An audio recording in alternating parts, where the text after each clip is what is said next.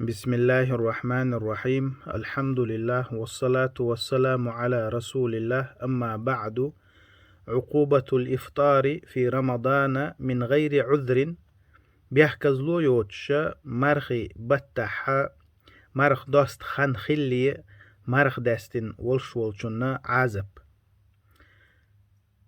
ديوتش دوشتو الحديث دوهر. قال رسول الله صلى الله عليه وسلم: الله يلشنو إيلر بين أنا نائم شا وجنا والشا أتاني رجلان شستقوير فأخذا بضبعي شيكوك حقلاتنا فأتيا بي جبلا وعرا حلوال خلنيق بولش لامتي حوالي رساشمشا فقال شيك إيلر اسعد حلوال فقلت شا إيلر باخ بيغمر صلى الله عليه وسلم: إني لا أطيقه أتنيق حلوال روات شائل. فقال: إنا سنسهله لك شاش بيربحونا إنيق حلوال إيلرشيك. فصعدت حلوى إيلرشا حتى إذا كنت في سواء الجبل وتلامت حلق ولا إنس بولشا لامت شا دعوة تنشخيناحا إذا بأصوات شديدة تشوغ حيقش موح خزيرشين. فقلت شائلر: ما هذه الأصوات؟ إهو موح بوال موح حيقق ملو. قالوا شيك إيلر باخ بيغمر صلى الله عليه وسلم: هذا عواء أهل النار.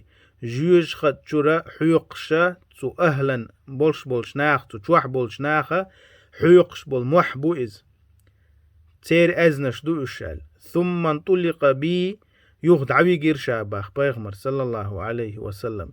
فإذا أنا بقوم معلقين بعراقيبهم تأق شاتك دعويقين شخين حا شينا جيرتيغا حا كوك بخينش تئر أحكناخ مشققة أشداقهم بطوش إيتينا يرتير تسيل أشداقهم دما بقرا إيتين يولشولشا بقخل تيشدولش عينش.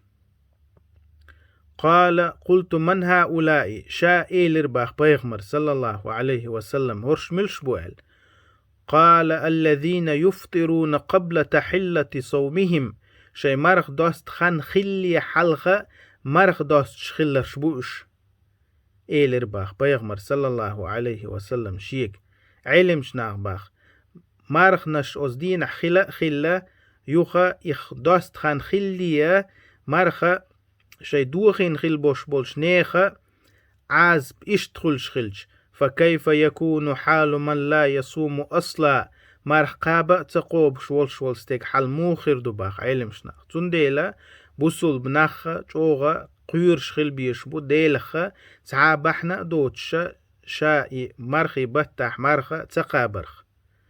الله سبحانه وتعالى ديوخ ويخ قهية تنبر قدنيا نشوحها قان دولش قيمة تيناح. نسأل الله السلامة والعافية في الدنيا والآخرة. وآخر دعوانا أن الحمد لله رب العالمين.